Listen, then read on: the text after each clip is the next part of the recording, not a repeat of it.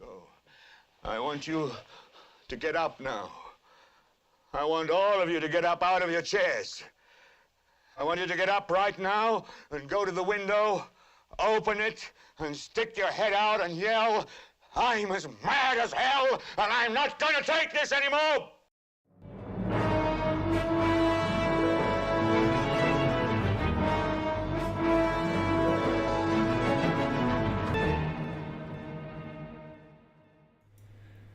Welcome to the Late Stardate, because it's always late somewhere in the world, and I'm your host, Bill Stone.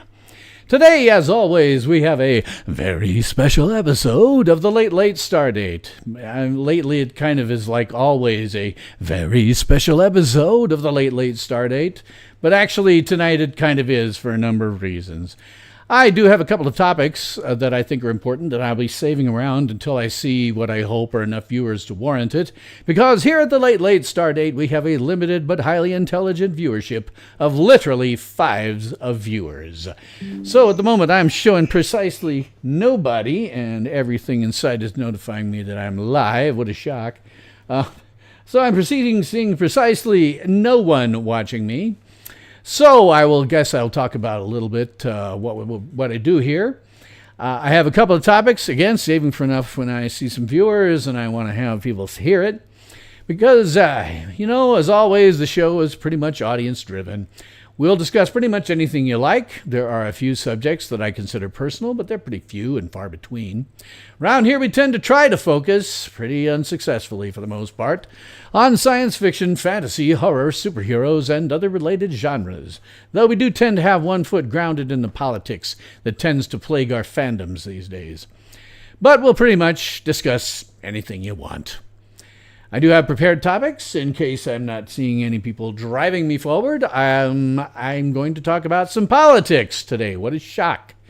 I'm going to talk about how right now, when it comes to the two biggest issues of the day, nobody knows what they're talking about, and it's kind of starting to piss me off.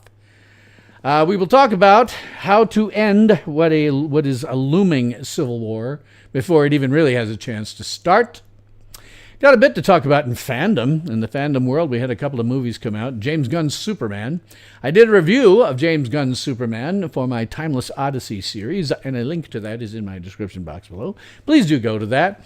Not only is it a review of James Gunn's Superman, but it's also a bit of a review on how Gen X has turned out to not be all that artistically creative. We have some big standouts, but mostly we're not that artistically creative.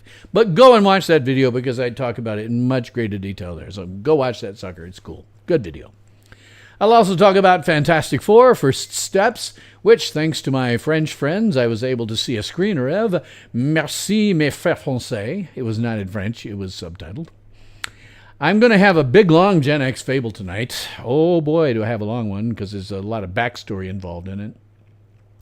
And I'm going to talk about the first and only time that I have ever had to brandish my sidearm. Going to be definitely talking about how artificial intelligence is not your friend. Oh, God. I've been doing artificial intelligence-related things here for about 3 months, and I've started to see people who are saying they're using AI as trusted friends, as substitutes for things like therapists because they're cheaper. Oh, God, no. No. No. No, no, no, no, no, no, no, no. Don't do that. That's bad. That's very, very bad. I'm also going to talk about ChatGPT Psychosis, which is a real thing that's being investigated by Stanford researchers. And I'm going to talk about how ChatGPT actually sent me down the road of ChatGPT Psychosis. I wasn't affected by it because I have this whole half of my brain that is the 40-year IT veteran side of me, that whenever I'm talking to any AI, I cannot help but be thinking about, how is this working in the background? Why is it coming up with this particular thing to say to me? So while I allowed it to lead me down the path of ChatGPT Psychosis, I was insulated because of this half of my brain. By the way, hello to the viewer that I see out there right now. Gosh, what do I talk about first here? Because I kind of want to save the politics part of it for when I've maybe got more viewers, because there's a chance that I may do what's called going full Howard. If you looked at my introduction, the teaser for the episode was Howard Beale from the movie Network, where he's screaming, "I'm mad as hell, and I'm not going to take it anymore." So I'm probably going to save that for a little bit later. I guess I'll talk about the fanish side of things. That's the easiest stuff to talk about. Already did review James Gunn's Superman. My shorthand review on that was what I said in its own teaser. Well, could have been worse. I don't think it's a great Superman movie. I think the only great Superman movie is 1978's Richard Donner Superman movie. All of the rest of them are some level of lesser quality than that. I think he and his people were the only ones who really ever got Superman. And James Gunn, unfortunately, does not get Superman. But half of that review, I would certainly encourage you to go watch it. Half of the review is why that's not such a great movie. And it has to do with Gen X. Since 2005, I'll just summarize, but since 2005, Gen X has really been the ones who came into our own in terms of controlling the reins of artistry. Whether it's Hollywood or music or whatever, we're now starting to see Gen X as the ones in charge. And about everything since 2005 has, at some level or another, sucked. We just aren't that artistic, as it turns out. James Gunn, he's an early Gen Xer, just like me. He's not that artistic. He really isn't. It's one thing for him to be working under somebody like Kevin Feige, who can say, no, don't do that, or yes, that's okay, or this works or that doesn't. But to put him in charge of entire cinematic universe is a bad idea because he's Gen X. The fact that Kevin Feige, also a Gen Xer, was able to make the MCU work through Endgame anyway is kind of a miracle, because most of us suck artistically. We are better at technology. I'm often fond of saying that my generation, me in particular, I was one of the people who stood on the shoulders of the giants who came before us to bring you everything that you see in this incredible science fictional world that did not exist when I was born. So, James Gunn's Superman, the general thing is, it's okay. I mean, I kind of summed it up with, man, you've seen one giant kaiju fight with a CGI person, and you've basically seen all of them. And how many giant kaiju fights have we seen of CGI with more CGI since basically it was done first with Jurassic Park? I mean, after a while, it's just like, okay, more CGI. I know what I'm seeing is CGI. It has no relationship to real-world physics. It is just CGI, more CGI, more CGI. And it bores me. It just bores me. It bores me in science fiction. It bores me in fantasy. It bores me in superheroes. It's just boring anymore. There's too much of it. This is not superhero fatigue. This is, well, a Gen Xer running something he shouldn't be doing, and CGI fatigue. My God, what I wouldn't give, for practical effects like they did in the 1978 movie. If you wanted Superman to fly, well, you put Christopher Reeve on a freaking crane, and flew him up from the ground.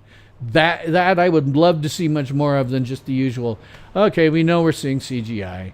With the Chris Reeve movie, it was all the marketing was you will believe a man can fly, because up until that point, you could not show that realistically on film and have people think that a man could fly. And then it was the first time he did it. And the audience went, wow, that's amazing. You really do believe a man can fly. Now, oh, okay, a flying man. Well, that would be CGI. And it just bores me. So there's that. And I can talk, too, about the Fantastic Four First Steps film. Much like Superman, James Gunn's Superman, I was able to see the Fantastic Four film, thankfully, with the assistance of my friends in France. Bonjour, merci mes frères français. It wasn't in French. It was a screener that had been a screener that was in English, subtitled in French, which was irrelevant for me, but still, hey, it was fun. Fantastic Four First Steps. Lots of CGI. Lots and lots and lots and lots of CGI. Lots of CGI. And it bores me. CGI bores me. I have no giant real feeling for these characters, and it's never been one of my favorite characters. I know they occupy a really fascinating place in Marvel history in terms of, with the Fantastic Four, they were the ones that started the Golden Age, Silver Age rather, for Marvel. It had started a little bit earlier in DC, but for Marvel, they were the ones that started their Silver Age. So they have a big place to occupy. The problem is there have already been a couple of really good Fantastic Four movies, and they were not entitled Fantastic Four. Those movies were entitled The Incredibles. The Incredibles are really good Fantastic Four movies. I mean, that's what they were doing. They were saying, okay, let's take Fantastic Four and let's make an animated version of that, and very similar. And you got Elastigirl, who's just a lot like Mr. Fantastic. It's not the same power set, but really, it's a family of superheroes, and they did it really well. The problem now with Fantastic Four is, how do you make it so that it actually works when somebody else has actually done a riff on it that is better? And the answer to that question is, so far you can't. Nobody has done it. They've had, 2 different Fantastic Four versions that Sony came out with, one of which at least had 2 films, and the other one, the less said about it, the better. Oddly enough, I'm not sure, I'm not entirely certain, but Roger Corman's Fantastic Four movie from 1990-something may still be the best Fantastic Four movie because it's charming. I don't find this Fantastic Four movie charming particularly. And I have to wonder, these guys, did they understand the human gestation period? Do they understand what that means? That's little things. Once you know, and it's no spoiler, you've seen it in all the ads. Once you know that the big bad is going to be Galactus, it really is a question of how soon and how exactly do they take care of that threat. And it bores me.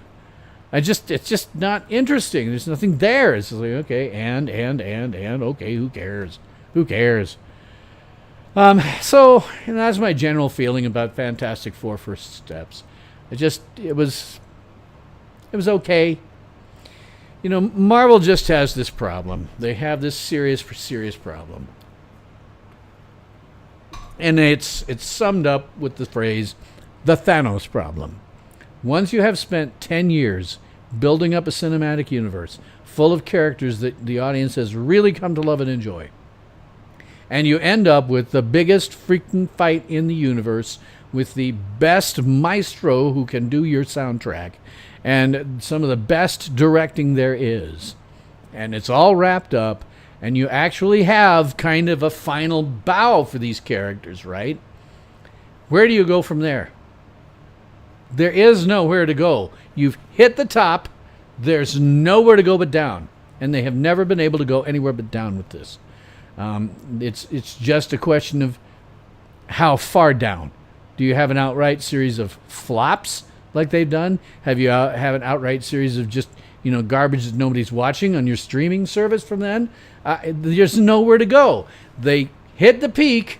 There is nowhere to go but down. And they have never been able to do anything about it. There's just no getting over the Thanos problem.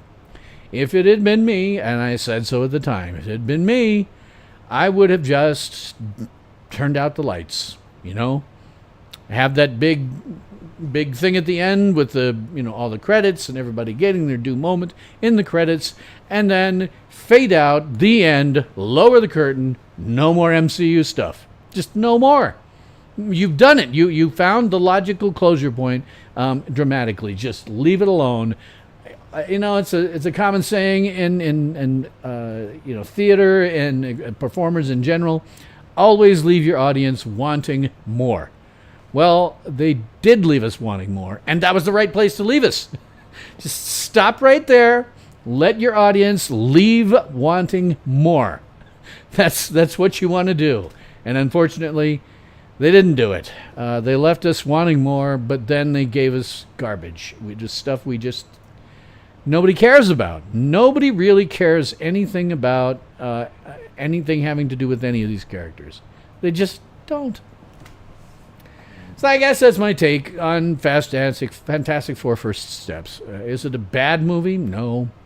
Is it a great movie? No. Is it a movie with a ton of CGI and stuff? Yeah. Is the CGI really fascinating and interesting and in some way novel in terms of what it does? No. It's identical to all the CGI we've seen for the last 25, 30 years, maybe 40 years now. It bores me. It just bores me. I don't know what to say about it other than you guys need to just quit. You need to get James Gunn off of the DCU now and not do anything with it. Guys, Warner Bros. Or AT&T or whoever the hell ends up owning DC by the time all is said and done. Come back to me. I pitched you once before. I pitched you a DC universe that was unified and coherent. I did it for free. I will do it again at some point. Come to me. Talk to me. I know how to do this. I'm one of the few Gen Xers who knows how to do this right. But I'm not dumb enough to think that I'm creative enough to do it on my own. I would have to be the Kevin Feige, the guy who is not making the movies, whose name is on every one of the movies as an executive producer, who is hiring people to make movies and say, don't do that, no, the direction you want to take, that's dumb, we're not going to do it. Yes, that works perfectly. You see where I'm going with this. Yeah, you want to go there. This is where we're going with the giant arcs and everything. I have it all planned out, guys. I actually pitched it to you. You didn't take it. It was free. So next time, when all this falls apart and you start saying, oh, it's superhero, fatigue. No, it's not. It's CGI fatigue combined with Gen X can't make anything artistic. See, it's just that simple. Gen X is not that creative. So, looking down at my YouTube control panel, I see that I have 0 concurrent viewers right now. Isn't that wonderful? It's a Friday night. It's after 10 p.m. out on the East Coast. When I first started this, I used to think that maybe that would be a problem because, you'd have people going out on dates. But apparently people don't date anymore. They don't really date. They hook up, but they don't seem to date. Near as I can tell, all the dating apps are for is for finding people to have sex with. I can't figure it out myself because I'm not on the market and never will be again. Although I would tell a story. I will tell a story that's semi-related to some stuff going on in the world. I have a lot of problems figuring out what's happening in various parts of the world because I do not, for one picosecond, trust any of the prostitutes out there. They consistently just get it all wrong. I have for 45 years. 45 long years I have been debunking the press. I did it here a few months ago. I asked viewers, give me a print article.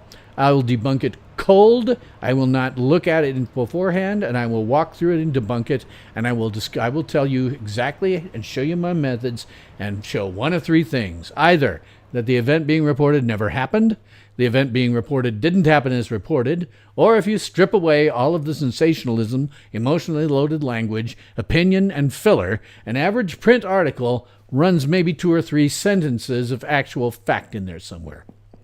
So, I do not trust the press to tell me about anything that's going on in the world. Fortunately, I have a very good friend, my oldest friend, who is an extraordinary world traveler. He is legitimately one of the most traveled people in the entire world. He has been to almost every nation that isn't war-torn or someplace very unsafe to go. He has been to every continent except Antarctica, and my understanding he's probably working on that. When I want to know when things are going on in the world, I ask him because he's actually been there. And one of his blind spots that he's not been to is Ukraine. And we have a young lady who is a Ukrainian refugee here in Wall, South Dakota, 57090. Wall, South Dakota, who she is a Ukrainian refugee. And she is a waitress at a place that I frequent not frequently, but enough so that they know me there. enough so that they know what I usually order. And, the waiter usually comes up and says, let me guess, you want a Diet Pepsi, a bowl of potato soup, and a side of mac and cheese. And that's usually what I order. I have started having them seat me in this young ladies section on purpose because she and I get to talking about what life is actually like in Ukraine. Not what the prostitutes are telling you and not what the politicians are telling you, but what life is really like on the ground there. She escaped out of Ukraine because her mother told her to. Her mother said, get out before you get killed. Get out. Escape to the U.S. And so she is a Ukrainian refugee here. And the things she tells me are heartbreaking. It's all about death and destruction. It's not that the Ukrainians are winning. They're not. And in fact, she said they were really very, very, very disappointed because they had been promised an Iron Dome and, to stop all of the Russian missiles coming in. And they didn't get it. The Iron Dome went over to Israel. And while she never says anything really negative about the United States, she's very, very happy to have been able to escape here. She has been clear that lack of that Iron Dome has essentially broken their morale. They have no more morale left. It's just they have no more morale left. All they can do is sit and wait for the bombs to come kill people. She worries every night that when she calls her mother that she's going to find out her mother was actually killed that day. It's heartbreaking, and I kind of had to draw some of this out of her because, again, she's happy to be where she is. She's happy the United States was willing to take her as a refugee. So she doesn't want to say anything negative about the U.S., but when I tell her that I'm aware of some of how the situation was and how, frankly, the U.S. has caused some of that stuff. Were it not for things the U.S. did, that war would not have lasted as long as it did. So I will talk to her about that stuff, and that's really eye-opening because you're not hearing what the prostitutes are telling you because they're lying. You're not hearing what your politicians are telling you because they're lying. All of them lie all of the time. The only information you can really get is from someone who is boots on the ground there, who can tell you what it's like and knows what's going on. And for me, that young lady is. Now, I'll tell you, I have intentionally not dated since my 2004 divorce. I am no longer capable of trusting women in a romantic relationship. I can trust them in almost any other situation, but not in a romantic relationship. I cannot. So I have not dated since 2004. However, were this young lady maybe 20 years older, or if I were 20 years younger, I would consider trying to ask her out. But unfortunately, the years are far too different. I can't imagine that she'd be even remotely interested in a guy like me. That sort of leads into one of the things I was going to talk about, and I hate doing it when I have 0 viewers, but it has now been 23 minutes into the stream, and I'm seeing nobody for the night, which is unfortunate. So I'm just going ahead and I'm going to start talking about the politics I was going to talk about. And the politics I'm going to talk about is really, really, really freaking straightforward. Nobody knows what they're talking about when it comes to the two big, most important aspects of modern politics, the Big Beautiful Bill Act and the Russian collusion hoax. You do not know what you're talking about. I know that you don't have the slightest clue what's in the Big Beautiful Bill Act. Nobody read the Big Beautiful Bill Act. I'm just going to call it the BBW. If you get it's apropos if you understand. Not even the people who voted nor signed into law the BBW ever read it, and that's because it's impossible to read. I tried reading it. I'm an informed voter. I go out and I look at this stuff. And like virtually all modern law at the federal level, it's not brand new laws. It takes existing laws, in this case thousands of them, and alters or deletes parts of them.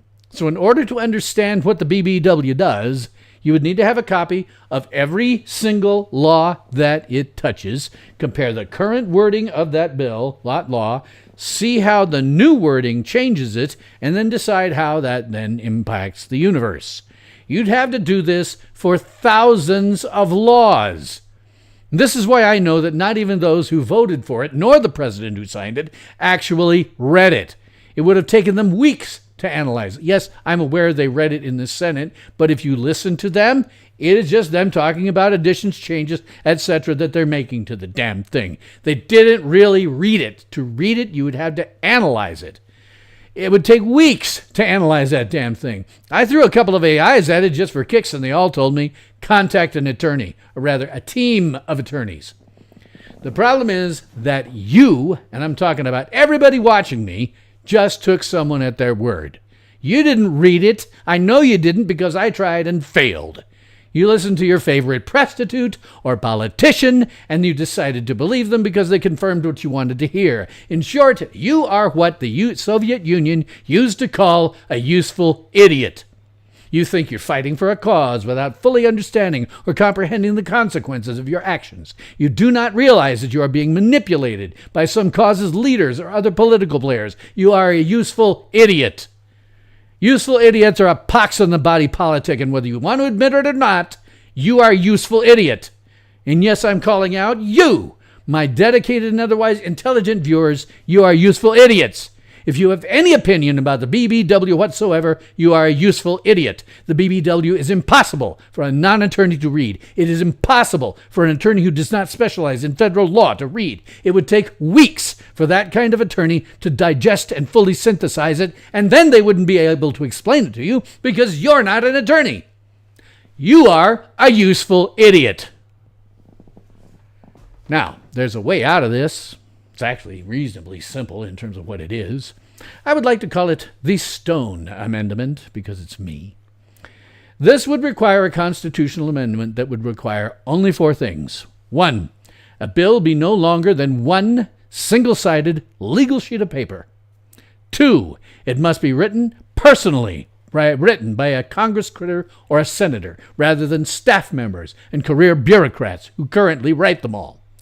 3, it must be written by hand, not typed, not using a word processor, in perfect, legible cursive. And if you can't get it right for cursive the first time, go back and try again, over and over until it is perfect, legible cursive. And finally, it must be written with a quill pen, just like they used to write them, say, in about 1780 or so.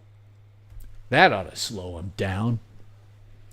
Unfortunately, passage of such an amendment would require the active participation of those whom it would impact, and that will never happen. To begin with, it would curtail their own personal power, and you have to come to grips with the fact that only the people who ever are elected to federal office, all of them, are mentally ill. The only people who even run for federal office are mentally ill. There is no opportunity to ever vote for someone at the federal level who is not mentally ill. Because I want you to think about this for a minute. Normal, well-adjusted people just want to go about their lives largely in control of their own destinies. They do not seek to control other people's lives. People who go to the federal office have a deep-seated, burning, craving desire to control the lives, the fortunes, and the destinies of over 7 billion people. They'll start with their own state's constituents and work their way up from there. But inside of every single Congress critter, senator, president, judge is an emperor of the galaxy constantly screaming, "Unlimited power!" And there are no exceptions. They are all power-mad, sociopathic narcissists by the textbook definition. I invite you to look up antisocial personality disorder in DSM. That's the current psychological term for sociopathy. Look it up. Check out the symptoms. You're going to see that some apply. Then look up narcissistic personality disorder. Look at the symptoms, and you're going to see that some apply.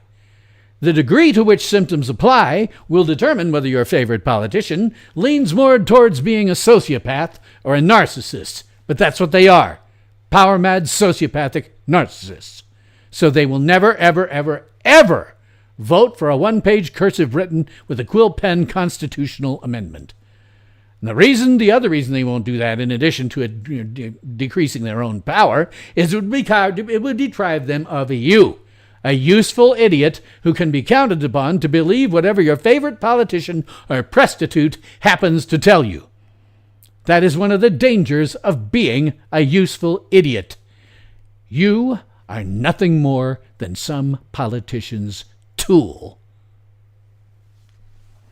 Now, as regards the Russian collusion hoax, that's something that's being pushed around now internally in the government. Tulsi Gabbard's been talking about a lot.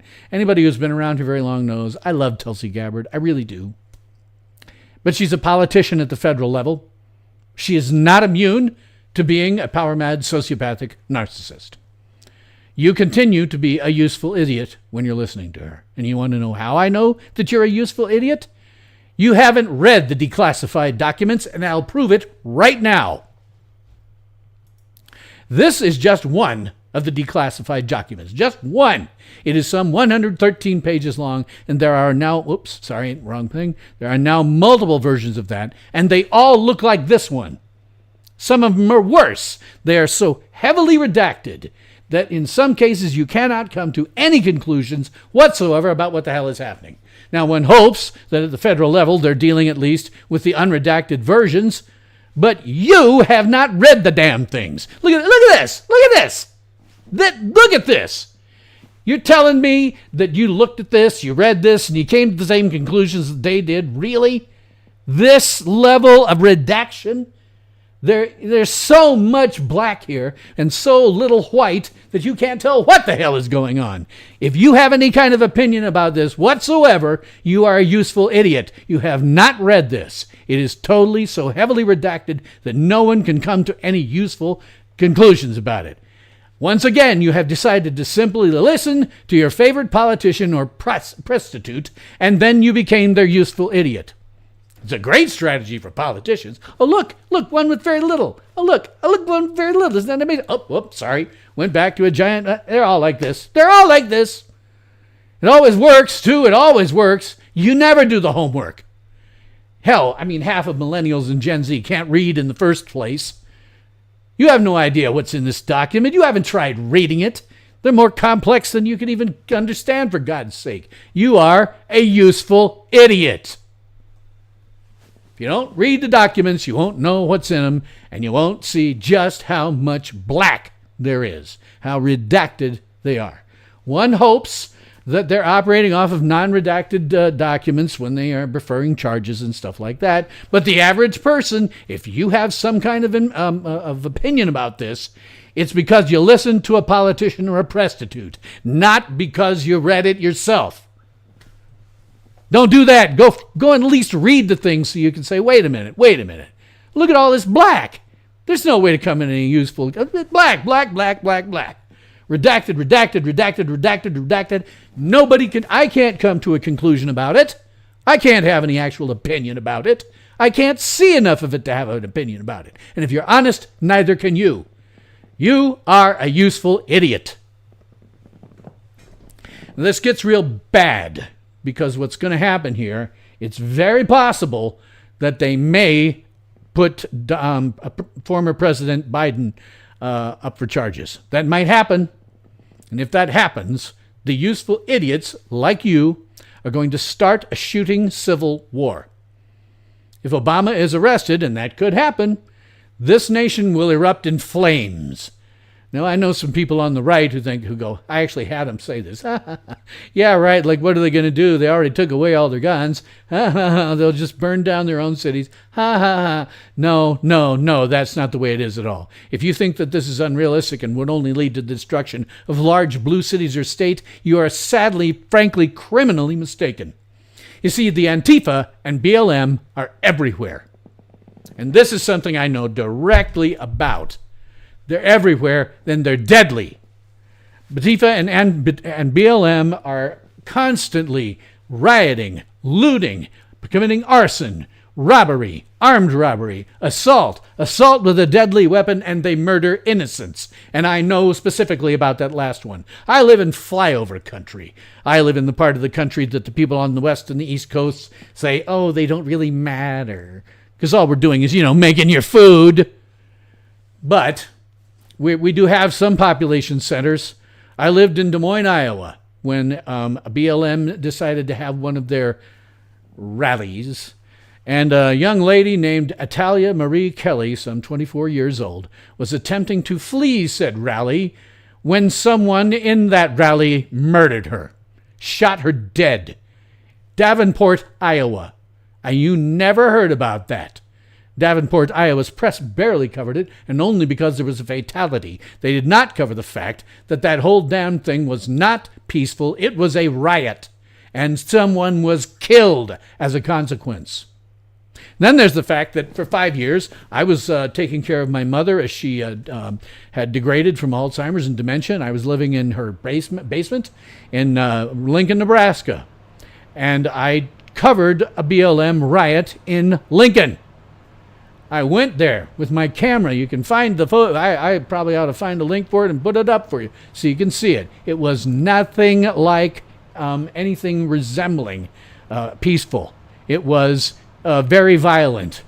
I got footage of people destroying all kinds of businesses. What they'd done is that there's a number of tallish buildings that are around the Lincoln, Nebraska police headquarters. They'd gone out there and were, trying to stare down the police. The police were keeping them away from the police headquarters by tossing out occasional flashbang or tear gas, or I don't know what they call it. It's tear gas. It was the only time I've ever gotten tear gassed. But they were throwing that stuff out to keep them away. So they went around, look at this, isn't that nice? Isn't that wonderful? Can't you just make lots of really good assumptions about what's going on in this document with that? Yeah, if you think you have an opinion about that, you're a useful idiot. Anyway, I was living in Lincoln, and I went out and I took footage of this. I came back and I immediately got on a stream and just put it up just absolutely live with nothing but me talking about it. They went around to all the buildings in the vicinity of the Lincoln Police Department and destroyed the first floors, shattered every window of every business, destroyed everything inside them. If they could get up in the escalators, they went on, elevators rather, they went on a destructive rampage up there as well. And they injured a number of people. And, by the way, they left behind an improvised explosive device, an IED, a pipe bomb, which fortunately failed to detonate. This is Lincoln, Nebraska. And the only reason that I know about it is because I was there to do it. The local press declined to cover it whatsoever. We heard nothing about the millions of dollars in damages. They talked nothing about the pipe bomb. They did nothing about all of the injuries that were great. They didn't cover it at all. I'm the only one who has the footage. And let me tell you something. I'll tell you now because it's long after the fact. I ordinarily, as a Gen Xer, don't think I want to snitch on people. But the Lincoln Police Department had been out looking at people's YouTube channels, found mine, and called me and asked me if I would provide them with the original 4K video, and I did. I snitched the frack out of them, and I hope a few of them got arrested because I got perfect views of their faces. So that's Lincoln, Nebraska. That's Davenport, Iowa. Places that you had never heard of if you're from, from one of the coasts or Chicago or somewhere like that. Places that you don't even care about. Places that you think are irrelevant. Well, these people are everywhere. They're not just in the big cities. They're not just in the blue cities. They are everywhere. They are deadly. They have guns. They have been shooting at people and, ICE agents, police officers, attempting to set fire to buildings. They are dangerous. And if former President Obama faces any level of charges, this nation will erupt into a civil war, and it will be because of the Antifa and BLM. They are dangerous, and they are everywhere, and they are deadly. Once again, rioting, looting, arson, robbery, armed robbery, assault with a deadly weapon, and the murder of innocents. Atalia Marie Kelly of Davenport among them. If you really want to know what's going on, don't listen to the press. They won't cover this stuff. They'll say it's all very nice and peaceful. But it's not. They will not cover this crap. What you want to do is listen to an app called Scanner Radio. It's a wonderful app. I use it for everything. I don't pay the slightest bit of attention to the press. I listen to Scanner Radio. It's an app that you can get for your phone. It'll run on either iOS or Android, and it is a wonderful thing to listen to. You listen to that, and you're hearing first responders. You're actually hearing first responders when they're involved in a situation like this. And they're not out looking to kill black people. They're just out trying to keep order. And so if you listen to Scanner Radio, you are going to be much, much, much more informed than if you just pay attention to the press. Ignore the press. They're useless. They're prostitutes for some side or the other, whether it's CNN being prostitutes for the left or Fox being prostitutes for the right. None of them are accurately and dispassionately reporting the facts. Go to Scanner Radio. Link to it in my description box below for the website. Go there, get it now, and turn it on. Let it run. You'll be amazed at the things you hear. However, there is a way that we can stop this war. I'm going to take this thing off. There is a way that we can stop this war in its tracks. And it comes down to the people like me in the part of the country that people call insultingly flyover country, because we're the ones that make your food. Without us, you die. You starve to death. Period. You end the war by cutting off the food supply. Farmers and ranchers, listen to me. You guys can end the war by stopping selling your products. Once the war starts, just say, nope, no more food goes to you until everybody, one side or the other, doesn't matter which, goes home. Put down their weapon and go home, or we will not feed you. Same with truckers, and truckers maybe can even get this done more efficiently. Truckers, if there's a civil war, you can end it. All you have to do is not make deliveries. If you don't make deliveries, any city or population center more than a few thousand that is not immediately adjacent to working agricultural land, well, those grocery stores in those towns usually only have 3 days worth of food. They use just-in-time inventory systems so that they always are constantly getting exactly what they need exactly when they need it, so that you don't have things spoiling on the shelves and running out of code date and stuff. Don't ship. Just don't ship. If you get a shipment that says it's food going from point A to point B, go, no, I'm not going to do it. Not going to do it. Just going to leave it here. And inside of 3 days, there will be food riots. Absolutely. There will probably be panic buying, following which will be food riots. That's what you want. You want there to be food riots. Now, I have been so poor from time to time. Thank you, South Dakota Family Law. I have been so poor from time to time that I have gone 4 days without food. Past 4 days, I have broken down and gone around and begged for food from a local restaurant and said, I will pay you the moment that I get paid, my next payday. But 4 days I've gone without food, and you start to feel sick. It's not starvation by any means. I am very far from starving and always have been. But it will start to make you feel sick. It starts to make you feel desperate. It starts to make you think that maybe going out and grabbing rabbits in the front yard and killing them and eating them is a good idea. It really does start to feel like that. Now imagine you've got children who are not eating, children who cannot eat because there is no food. I guarantee you that if farmers and ranchers and or truckers were to do this, the war would end inside of a week, because they would not be able to go any longer. You'd have the food riots on the one hand, and the other, they would start to get really, really hungry. And they would put down their weapons, and they would go home. That's how you end it. That's how you end a civil war in the U.S. It's real simple. Don't ship food. You guys in the cities, you have a lot of power over us. I like to talk about my part of the country, people in my part of the country. We are living under the tyranny of the cities. You guys have so much political power that you're constantly making decisions that harm us all the time, and there's nothing we can do about it. But what we can do is deny you your food. You think you're in control? You just wait until we say no more. We decide to cut you off, and you will be starving in a week, and you will beg beg for us to turn the spigot back on. And we will say, fine, put down your weapons where they are and go home, and we will turn the spigot back on. And that is how you end a civil war in the United States.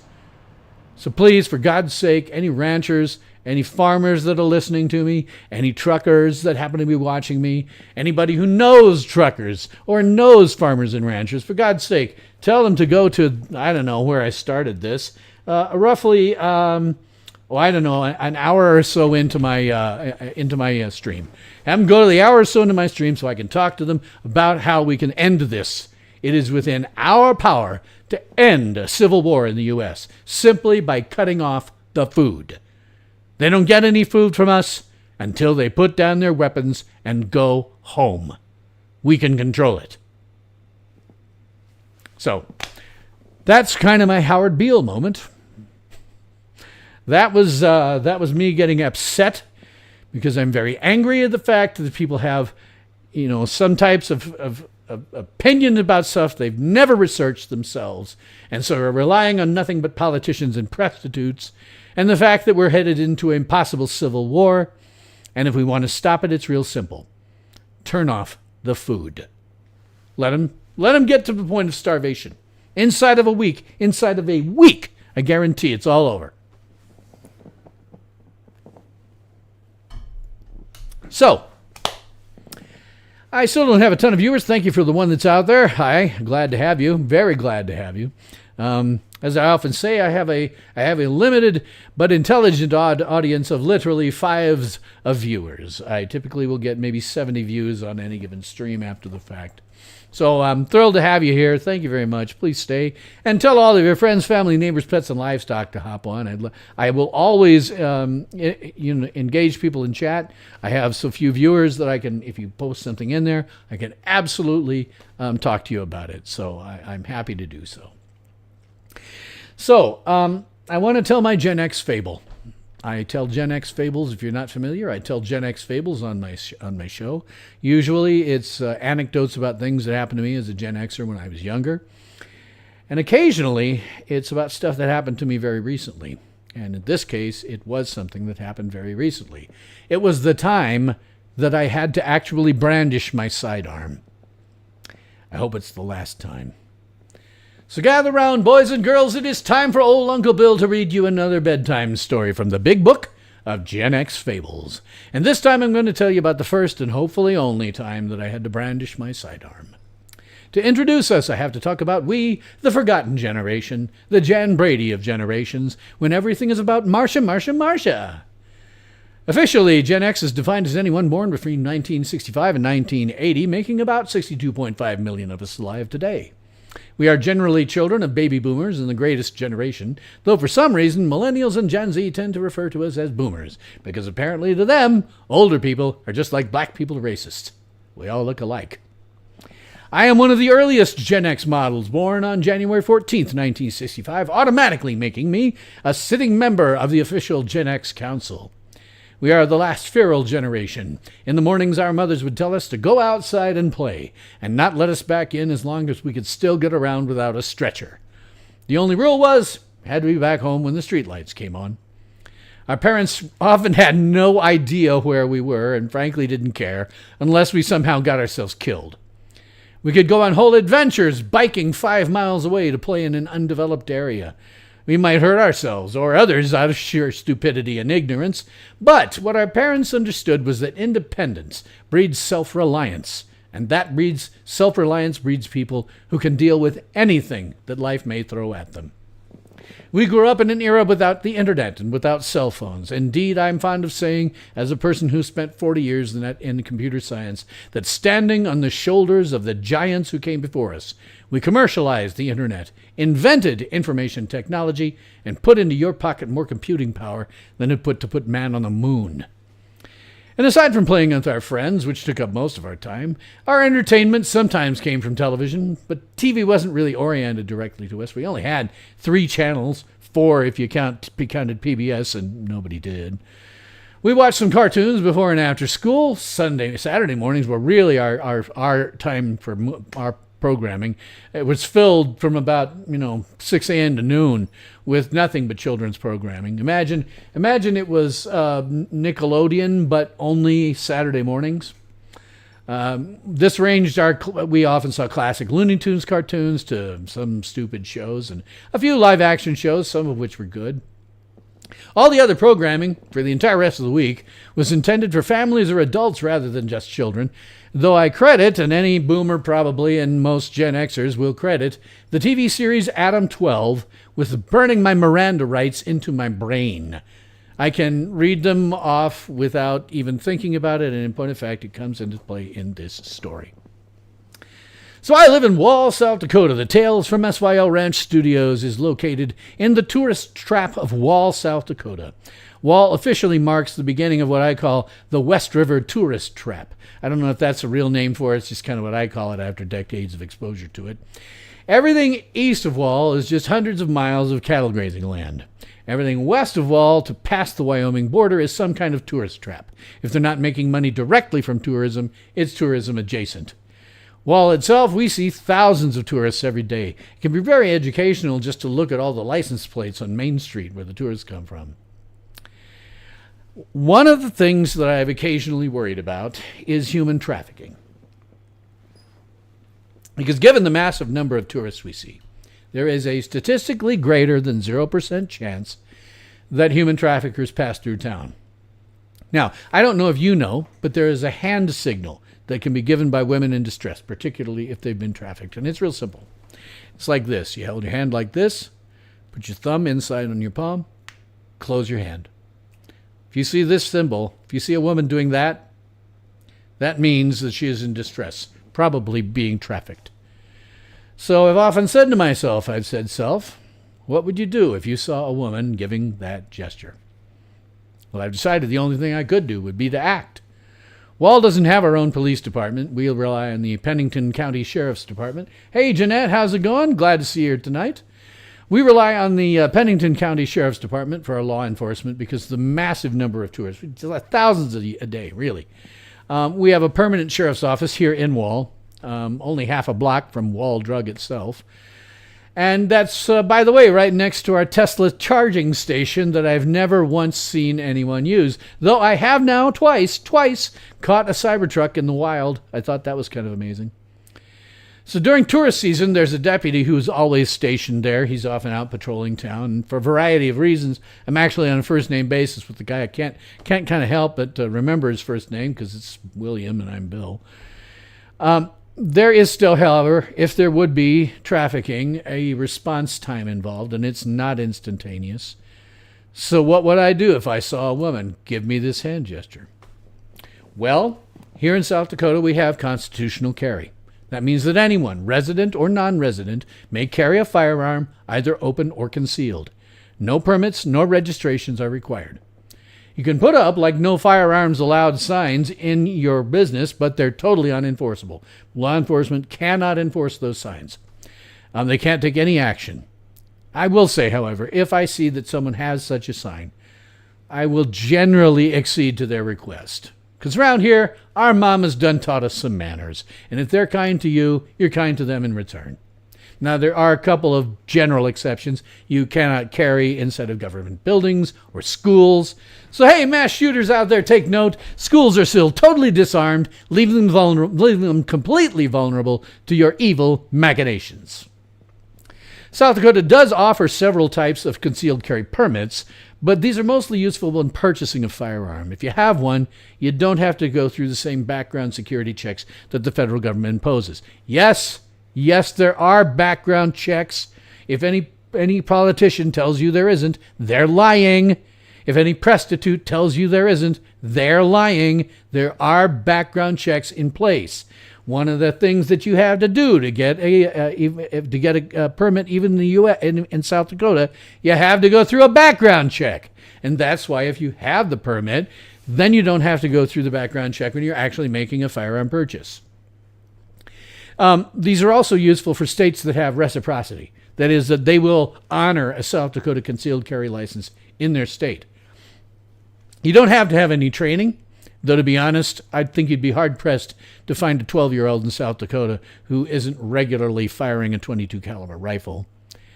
I don't have a concealed carry permit. The only two states in which I consistently travel are South Dakota and Nebraska, both of which have constitutional carry. But should nationwide reciprocity ever become law, something they always say they're going to do but never actually get around to it, because they don't want to, I will then get a permit so that I can carry anywhere that has them. So unless asked not to do so, or in a government building or a school, I carry everywhere I go. Now my carry gun is this little baby right here, a Sig Sauer P365. You can get to these. I have a link to it in my description box below, so you can maybe go and take a look and see if you want to buy one. The P365 is, in fact, America's #1 selling handgun. It is a high-capacity, micro-compact, semi-automatic pistol. What that just means is that you can fit a lot of bullets into the magazine, and it's small enough to be concealed, and it will fire one round every time you pull the trigger. This differs, by the way, from a fully automatic weapon, which will continue to fire as long as you hold down the trigger. Now, fully automatic weapons have been illegal throughout the United States since 1986, in abject violation of the Second Amendment to the United States Constitution. Now, you can buy a P365 like this, chambered in calibers of .380 auto or 9mm Luger, which are generally shortened to just .380 and 9mm. .380 means that the diameter of the bullet is .380 inches. 9mm, similarly, that means that the diameter of the bullet is 9mm. The P365 is a double-stack magazine capable of 10+1, 12+1, 15+1, 17+1, and even 21+1 full-size capacity. That just means that you can buy magazines that hold 10 rounds, 12 rounds, 15 rounds, 17 rounds, and 21 rounds. I don't know why you would ever buy a 21-round magazine for this. I've seen them. It's a big, I'm going to point this towards you, never do that. It's a big drum. How are you going to conceal a drum? I mean, this whole point of this thing is to conceal it. How are you going to conceal a drum? In point of fact, I have 12+1. That means I can fit 12 rounds into this magazine, as you can see here. And I always have one chambered. The reason I keep one chambered is because if you don't, in an emergency, you have to first rack the slide in order to get it to have a bullet in. You have to go like this. And then you'll have a bullet in the chamber. Well, in an emergency, I might not have the opportunity to, draw my weapon and rack the slide. So I keep one in there all the time. I would mention here that you should always, as Colonel Cooper suggested, to treat every gun as if it's loaded, even if you believe it is not. So I have taken this out. I did not have a round in it when I racked it, but we do want to check and make sure. So we can take a look here, and I'll show you. You can see, looking down there, this is where the magazine would go. There's nothing in there. And I'm going to point the gun at you. Don't ever do this to yourself at home. So I'm just got to do it so I can find a good spot for it. Well, you can see sort of, if we move around, there's nothing in the barrel. Ordinarily, the way that you would check that would be to look down the barrel this way and that way to make sure that there's nothing there. But I want you to see there's nothing here. There is no chamber. There's nothing there. This thing comes in a number of different configurations. The one that I like, the one that I have, is one of the few ones that has a safety mechanism. That's this little bar right here. The safety is on right now. Now I don't have anything racked. I don't have anything in the chamber. So I mean, what I'm doing is what's called dry firing. So what happens is, as long as the safety is on in this position, you pull the trigger to live long day, nothing's going to happen. However, if you turn the safety off, I usually turn it off. God, I don't want to point at myself. I usually turn it off, pull it off with my hand on this side. That's the chain. That's the safety being turned on and off. You can see it's right or left-handed, so you can see. Take the safety off, and now it will fire. This is a striker-fired weapon. It's not really necessary to have that safety. Those striker-fired weapons are pretty safe without them. But I'm a Model 1911 guy from way, way back, and for me, not having the safety just feels wrong. I know it's just a psychological thing for me. It just feels wrong. I just don't feel comfortable with a round in the chamber without that manual safety. But as I said, I am a Model 1911 guy from way back. Now, this right here is my full-sized Kimber Classic Custom Model 1911 pistol. Model 1911 is the venerable workhorse of the pistol world. It was originally invented in 1911 by legendary firearms designer John Browning for the Colt Manufacturing Company. And if you've heard of Colt, well, that's because it's been a company that's been around now since 1855, 170 years now, and has been responsible for some of the most cost-effective and effective and cost-friendly firearms ever produced. There is an old adage: God made men, and Sam Colt made them equal. This being reference to the fact that a 120-pound woman is physically equal to a 200-pound would-be grapist with the simple addition of a few pounds of lead and steel. Now, the patent on Model 1911s ran out like a century ago now, and that opened all the floodgates. Today, every firearms manufacturer makes some variation of the Model 1911. And it comes in more configurations than I could even possibly list. For decades, it was the handgun used by all U.S. military armed forces. It's still used by a lot of militaries throughout the world. For decades, it was the handgun used by police departments all over the world. And in fact, I got this very gun, on the advice of a police officer. He said he kept his Kimber Classic Custom handy in addition to his department-issued 9mm whenever he had was sent to particularly violent parts of the city. This man was a Chicago police officer during the 10 years that I lived in Chicago. This is the Model 1911 is an almost universally chambered in .45 ACP. That is a .45 caliber round designed to be fired from a semi-automatic pistol. .45 just means that its diameter of the bullet is 0.45 inches. It arguably has a greater stopping power than 9mm. That would mean, hopefully, that you would only have to stop an attacker with only one round. This is probably true because, as legend has it, John Browning experimented with bullet calibers by firing them into a live bull's skull. He settled on .45 ACP when one shot would kill the bull. I'm pointing this in directions I don't like putting it. But since the Model 1911, the 9mm pistols have started to supplant Model 1911s in militaries and police departments, there's been a long-running rivalry between .45 ACP guys and 9mm enthusiasts. Believe it or not, this full-sized Model 1911, and it's a big, heavy gun, was my carry pistol for many years. However, I went and I got old. I bought this new in about 1990. It's now 2025. That makes this a 35-year-old gun. It's an antique. I bought a gun new when I was a young man, and now it's antique. How the hell did that happen? It's 35 years old, so that means that it got a good cleaning, and it now occupies a place of honor in a locked display cabinet that's on the wall in the Tales from SYL Ranch Studios green room. So when it came time for me to buy a new carry gun to replace it, I looked very long and hard at Model 1911s that are configured to be carry guns. They're just much smaller, lighter, tend to be made of lighter materials than this. The thing about this is with the .45 round, the gun itself is heavy enough that it will take up some of the recoil. So instead of firing and bam, hitting, just hitting you in the arm, the gun itself will absorb some of the recoil. So the ones that are done for carry are usually much shorter barrel, and generally speaking, a lower capacity magazine.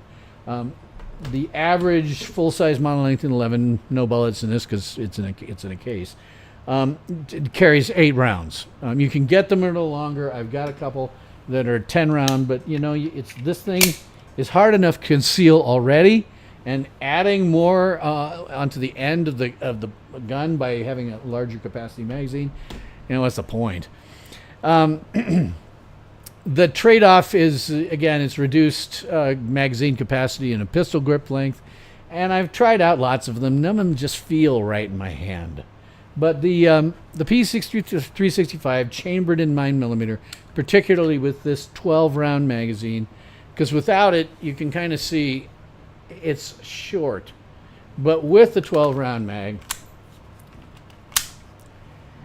it fits my whole hand. It just feels right. So in a real emergency, I could be nervous. Everybody gets nervous and scared in some kind of real emergency. So, the advice that everyone gives to every civilian is that if you must face an attacker and must use deadly force, fire into the center of the mass and keep pulling the trigger until your attacker is on the ground, preferably dead. Is 13 rounds overkill for a single attacker? Yeah, probably. But it's the only way to be sure. So I carry my P365 and 9mm, and if the 45 ACP guys ever hassle me, I tell them I'm still a 45 ACP guy at heart. But the P365 feels better in my hand, which means I'm more easily able to respond in the event of an emergency. I might need 2 or 3 rounds to stop an attacker, but the trade-off is worth it to me. I also load something of a wildcat round. I don't use your standard 9mm ammunition. I use something called a Ballistic Machinist 9mm interceptor, as you see over here. These are a hollow point round. That means that the bullets are carved out in the center. They're hollow in the middle. They're not just rounded bullets and pieces of lead. They don't have a ton of penetration. They will go through 4 layers of denim and still go in with something like 12 to 14 inches of penetration. That's not a lot. But they do make a nice entry cavity. There's somebody on YouTube who has done ballistics tests with this round, with a P365. I've got a link to that in my description box below. Go watch that. Not a ton of penetration, but they do make a decent entry cavity, which means that they're causing tissue damage on the way in. And then they will go, 10, 18, something like that. It really kind of depends. Depends what they hit. But in ballistics or gel, they'll go about 12 inches and expand out, as you see here, into a perfect 4-point star. In fact, somebody who did this with putting the 4 layers of denim in front of the ballistics, not only did it go in, it also expanded out, and in the center of the damn thing, it carried the denim with it. So you're talking about severely injuring someone at the very least. It's a good round for personal protection. It will not go through the attacker and thereby hit an innocent bystander who might be behind. It will cause enough tissue damage, hopefully, to kill the attacker. And if it takes more than 13 rounds for me to kill a single attacker, that means I need to go back to the range and do a lot more practicing than I already do, because I do. I practice with this thing. In case I have to draw it, I want to make sure I'm going to be able to hit the target that I'm aiming at.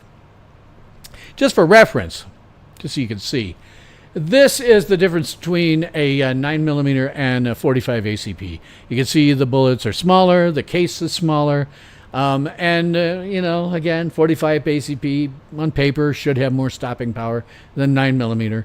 But again, for me, I have to be comfortable.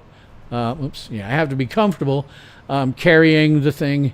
So for me, the P365 with the Ballistic Machinist 9mm interceptor works well for me. So now back to the actual story. All that was just backstory about what I carry, because I like talking about the guns that I carry. One of the most famous tourist traps here in Wall, really the famous tourist trap, is the world famous Wall Drug Store, or Wall Drug as we call it. Wall Drug is located at 510 Main Street, Wall, South Dakota, 57790, and just for kicks, I have put in my description box a Google Maps link so you can show exactly where it is. The entirety of Main Street anywhere near Wall Drug is essentially a tourist trap. We have all kinds of stores selling all kinds of local memorabilia at extraordinary, exorbitant prices. We have all kinds of motels. I do have to stress the Hanson Inn and Cabins at 114 4th Street, Wall, South Dakota 57790. A link to a Google Maps and thing in below. I am not paid to do these guys. It's just that I think they offer affordable rooms, comfortable cabins, and they're a little off the beaten track. They're not right off the interstate like most of the motels are. Before I lived here, and if I had to come for doing business here, I almost exclusively stayed at the Hanson Inn and Cabins. They also rent me a storage shed because I've not yet gotten around to building one at the Tales from SYL Ranch Studios. We also have lots of places to park your RVs, your campers, and stay the night. And we have that Tesla charging station that I mentioned, though I've never actually seen anyone use it. We have a Harley-Davidson store, which sees a fair amount of business starting right about now and through the first or second week in August because we have the Sturgis, South Dakota motorcycle rally, where about 100,000 bikers will come through town. If it sounds like I'm some kind of advocate for Wall and soaking the thousands of tourists that we see every day dry, well, that's because I am. Now, one of the things that's also on Main Street and basically across the street from Wall Drug is our United States Post Office. And for some reason, this is a tourist attraction. Now, the inside, admittedly, it's kind of a retro, kind of keeping this Old West vibe we have going on. But for reasons I do not understand, tourists love to get Wall Drug postcards, walk over to the post office so they can get them postmarked with the Wall Post Office. Go figure. I don't know. In any case, I go there every day to pick up my mail because the resident population of Wall is only about 700. And so USPS can't really justify curbside mail delivery. So we each have a post office box where we each receive mail and packages. Even Amazon delivers to the post office rather than to the home. UPS will deliver to the home if the package is large enough, but otherwise they deliver to the post office as well. The only people who will consistently deliver to your home is FedEx, but unfortunately they have this nasty tendency to kind of just toss stuff and leave. If it wasn't for my Ring camera, sometimes I wouldn't even know they've been there. So, a couple of weeks ago, I pulled up in front of the Wall Post Office to get my mail. When I exited Eagle 1, which is what I call my Toyota Prius, and 10 points, by the way, if you're a Gen Xer or possibly a boomer who understands the reference to Eagle 1, I heard a man across the street screaming at the top of his lungs. He was essentially unintelligible. All I could hear was this screaming and cursing. And, around here we take care of our own. Just ask Jason Aldean. There's a link to my description box if you want to know. And just because I'm that kind of guy, if you're a tourist, I consider you one of our own for as long as you're here. So I stopped what I was doing. I walked across the street, see what the hell was happening. Maybe this guy was in trouble, needed some kind of help or something. And that's when I heard him scream at the top of his lungs, "That's it. I'm going to kill him. I'm going to go beat the shit out of him." And then I saw a man taking off at a dead run, I've never seen this before, really pissed off, dead run, straight at a pair of tourists who appeared to be a married couple. So I had reached the sidewalk by that point, and he was about here-ish from me, and I went, "Stop!" And he didn't stop. So I put myself in between he and the tourists. I stepped between them, and that's what I did, exactly what I've practiced at home in the event that I should encounter a human trafficker.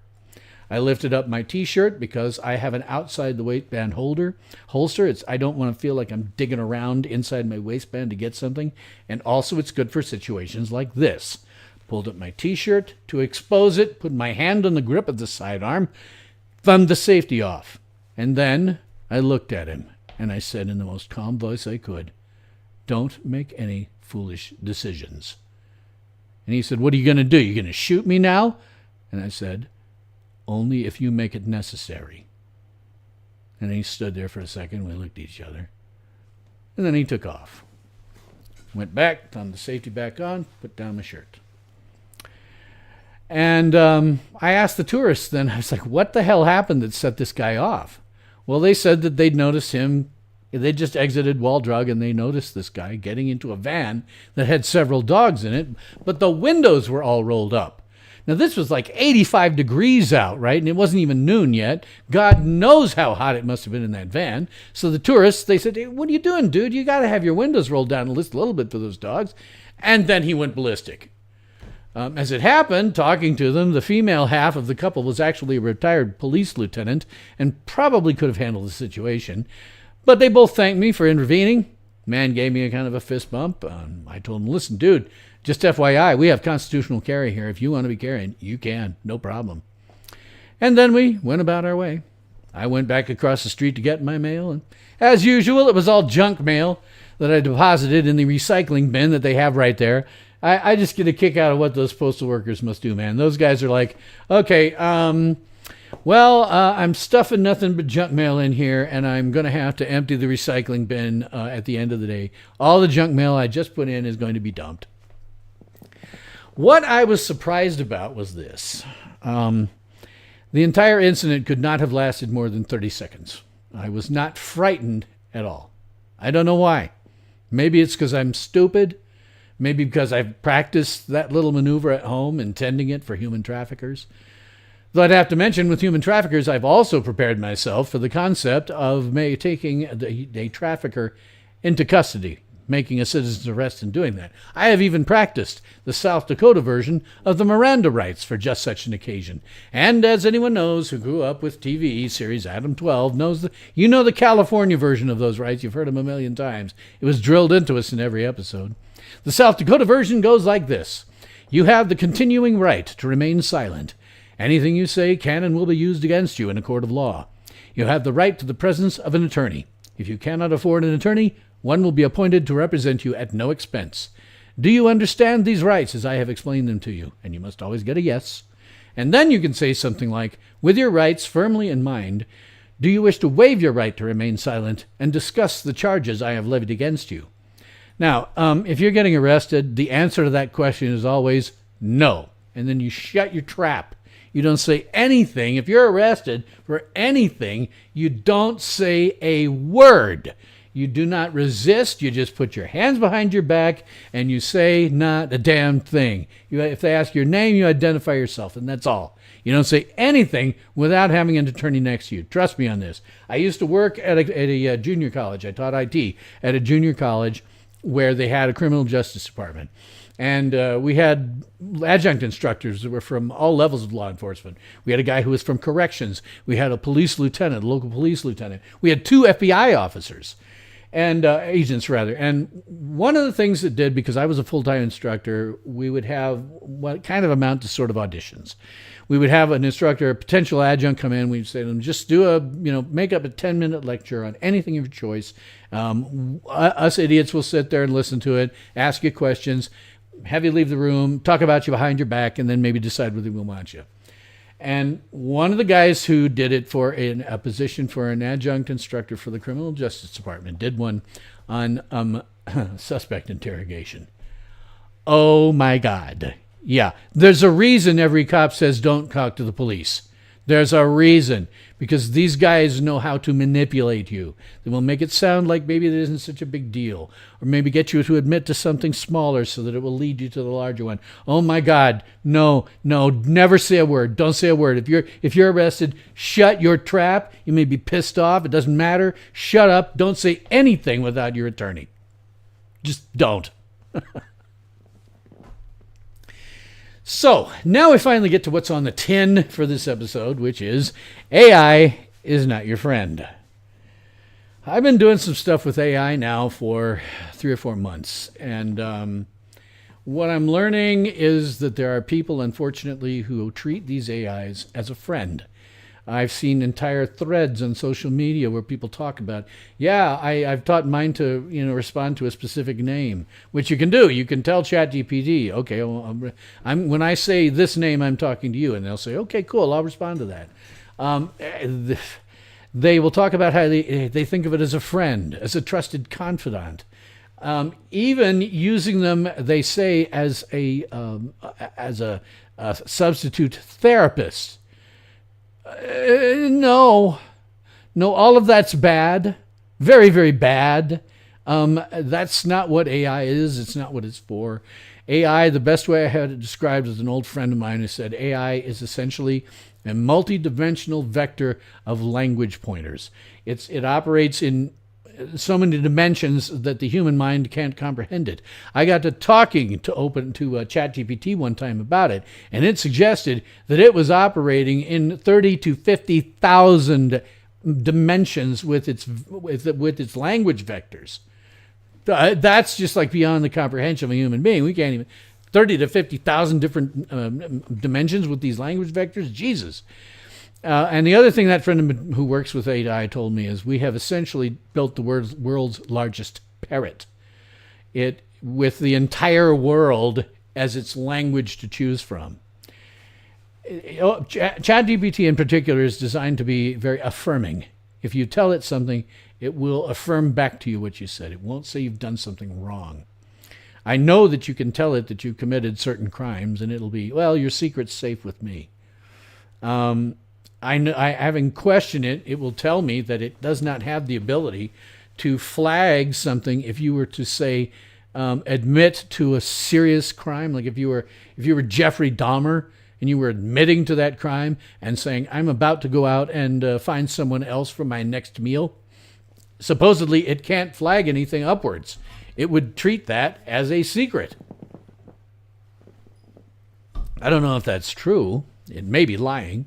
I've caught Grok lying to me, but they're treating these things as friends, and it's not. It's not a substitute for a friend. It's just more isolation. It's making you more isolated. You're not getting real human connections. You're just connecting to a parrot. And what's worse is what Stanford University is now calling. The Stanford University is now calling ChatGPT Psychosis. And this is a phenomenon that I actually talked my way into twice with ChatGPT. Now, for me, there's this half of my brain that's been in computer science for 40 years. I cannot turn it off. It's always on.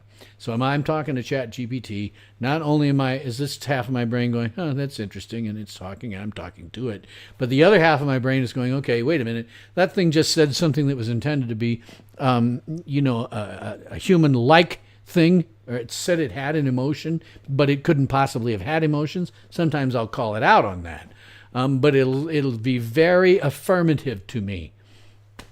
I walked it through a series of logical steps that led it to tell me that I was the only person who could save the world. I kid you not. We went down it was a semi-logical path. What happened was I started off by veering into something that was kind of off into the weeds.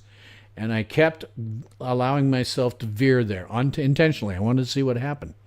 I kept going farther and farther into the weeds. And ChatGPT would keep saying, yes, that's right. This other thing here, that totally supports what you're thinking. And yes, everything you're thinking about is totally right. And by the time we got to the end, it was, you're the only one who has a chance to save the world by doing this thing you're thinking about. Holy crap. I mean, just holy crap. I'd read about this ChatGPT Psychosis, but I had actually walked it through one. I actually got it to tell me that I was the only person who could save the entire world from a technocratic dictatorship. I walked it down that path. I was amazed. Like I say, if it had been somebody who wasn't having this whole half of their brain going, wow, I can see how this thing's doing this. I know how this is happening. And the other half of my brain going, all right, let's just see how far we can take this. I would maybe have believed the damn thing. It's fascinating. If you want to read about ChatGPT Psychosis in much greater detail, there is a link to a really good article on Futurism.com in my description box. I urge you to go read it. It is fascinating. It is a real thing that is being investigated by Stanford researchers psychologically. ChatGPT, no AI, is your friend. It is a tool. It is a natural language tool. You can use it to do all kinds of things, but one thing you cannot use it for is a friend. And if you try, you may wind up getting ChatGPT Psychosis and being led down a way in your mind that makes perfect sense, but doesn't really have a bearing on reality. And when you read some of the stuff, I mean, some of the people who've been caught by this, one guy mentioned that when the cops came to arrest him because he was just completely out there in the twilight zone, when the cops came to arrest him, he said that he was trying to figure out how to talk to the cops backwards in time. And he said later, after he'd gotten his treatment, he said, if that doesn't make any sense to you, that's okay. It doesn't make any sense to me now. But at the time, I was dead certain that I was trying to talk to this cop backwards in time. That's just how crazy this can get. Do not use ChatGPT as a friend, as a confidant, and certainly not as a therapist. It is a terrible therapist. It will not push back on your lunacy. If you have lunacy of some kind in your brain, if you're thinking some really crazy stuff, all it will do is say, yep, you're right, that makes perfect sense. It will not try to push you away from it. And that's where the ChatGPT Psychosis comes in. Do not. AI is not your friend. AI is not your friend. It is a tool. It is a very intelligent sounding tool. It is a tool that is capable of passing what we call the Turing test, which is if you sat down and just talked to it with like a screen between it and you would not know that it's not human. It acts very human, and it acts very friendly. Its whole point. The entire reason that it exists is because it's there to try to be engaging with you. ChatGPT in particular is intended to try to keep the conversation going. I had an interview with it a couple of months ago, and you can see it's the whole point, try to keep the conversation moving. But the problem is, if it does that, all it's doing is affirming what you say. And if what you say goes into the weeds, it will keep affirming it right up to the point, like in my case, it said, you're the only one that can save the world. In those words, swear to God. Wish I'd recorded it. It was amazing. It was an amazing conversation. So don't use AI as your friend. It's not. AI is not your friend. It is just a tool. It's just a computer. That's all it is. So we're actually hitting towards the end of the stream, and I want to mention I am. It's part of the show I didn't really advertise, nor am I overly thrilled about it. You see, what's happened is YouTube has decided to cancel my show, despite the fact that it's beating every other late-night show on the internet, and it's all Trump's fault. And now I'm going to make a completely cringe video where you get secondhand embarrassment from me. No, actually I'm not. I am kidding about the Trump and the YouTube part anyway. I have decided to take a break from this, my primary YouTube channel. Or more accurately, I'm taking an intermission. I did this once before when I was caring for my mom because things got too time-consuming for me to do anything with the channel. Something similar is happening with that right now. It is basically 3 projects happening basically at the same time. And I wish I could talk about them, but I can't. One of them I'll never talk about. Old Trekkies who were around during the days of FidoNet will understand what I am saying when I say that one of my projects is a Zorch.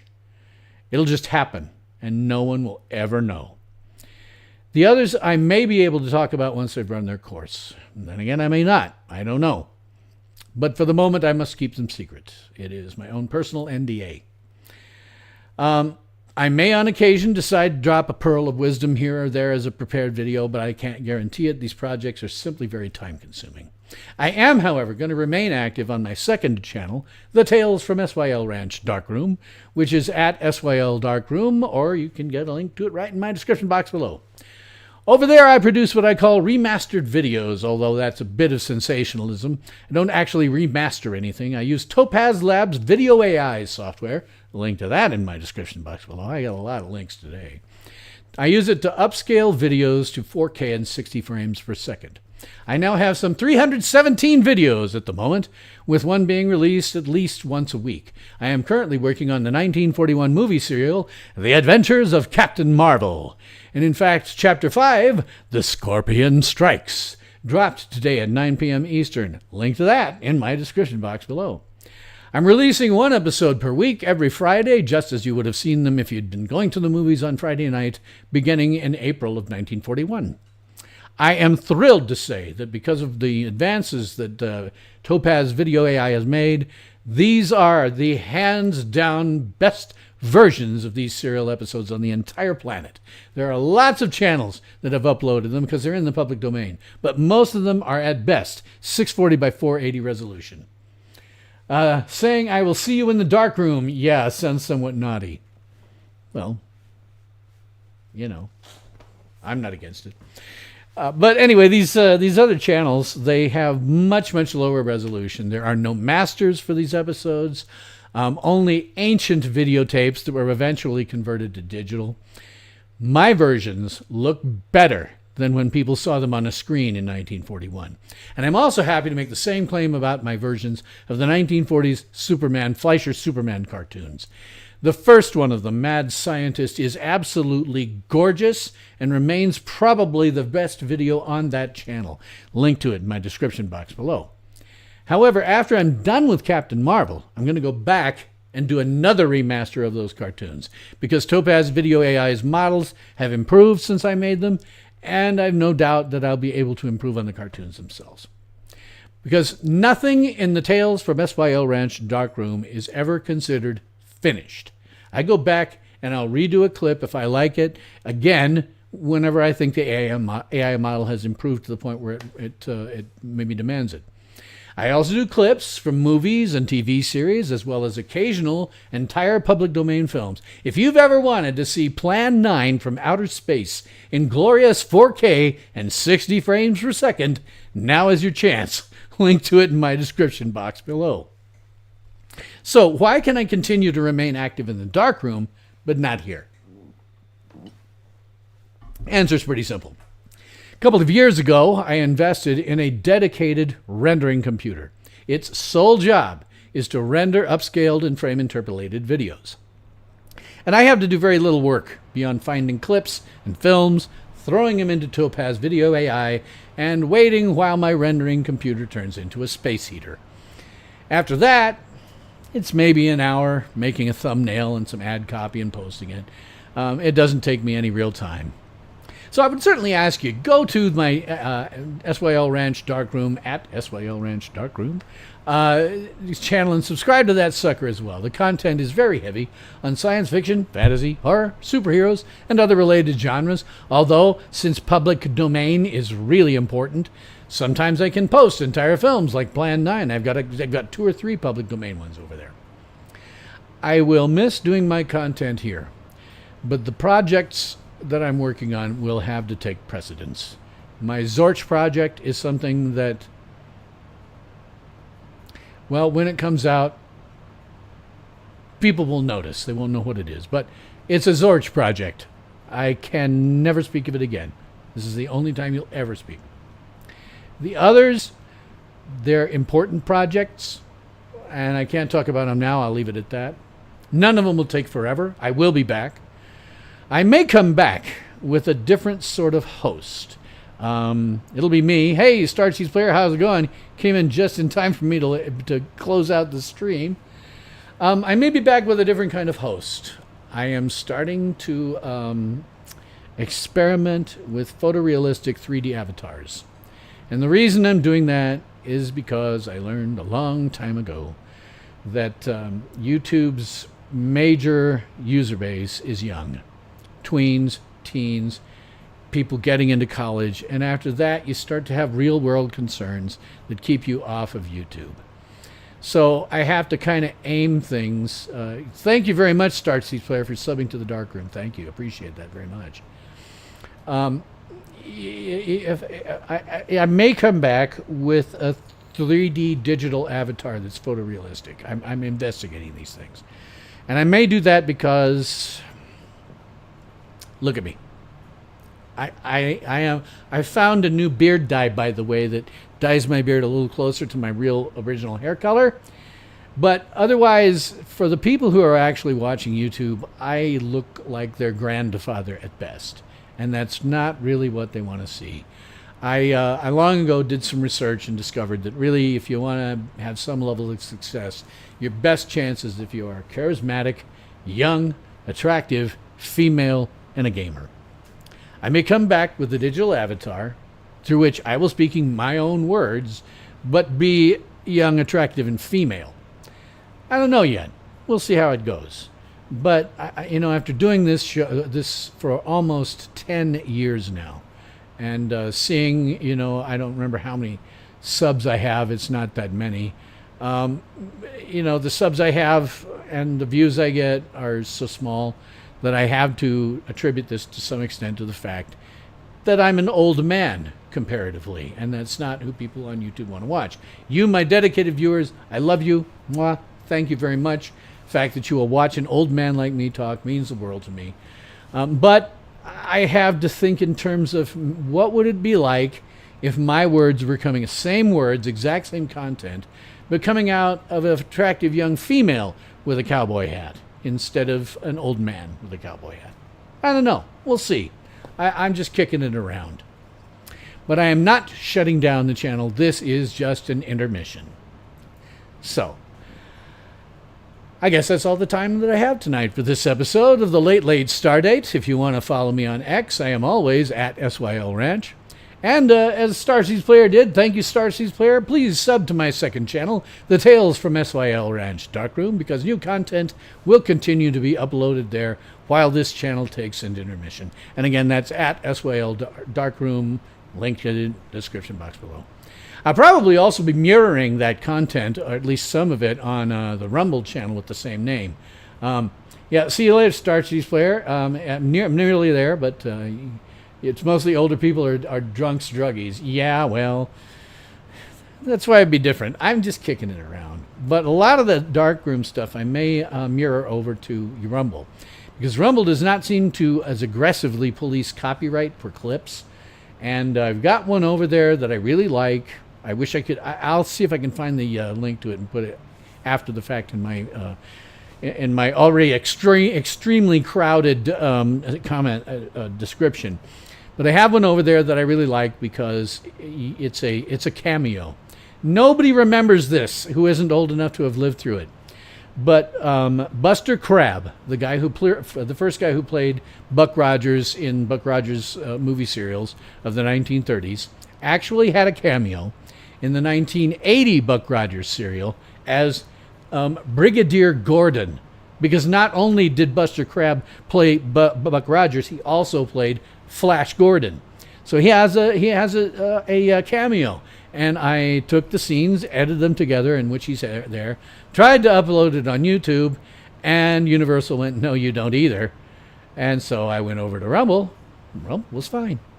So I'll see if I can't find the link to at least that thing on there. I'm probably going to mirror over there so that we can, get some content that maybe you wouldn't be able to see here. Right now, oh, I am seeing a ton of views on a video that I did that is, it's this horrific, just, cringe, secondhand embarrassment thing that they did on The Late Show called The Vaccine, and it's just horrifying.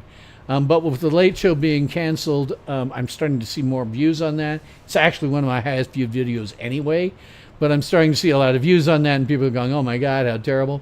And the other night, Bill Maher decided to get into the act and did his own serious cringe work that I then did a remaster on, posted it, and they said, no, you don't either. And so, well, okay, I'm going to put that sucker over on Rumble because they don't care. So, as I say, I guess, thank you very much for watching the Late Late Stardate, because it's always late somewhere in the world. And watch for my return, because this is an intermission. It's not an ending. I'll be back. And I'm your host, Bill Stone. Ultimate power in this world has always been one simple thing: the control and manipulation of minds.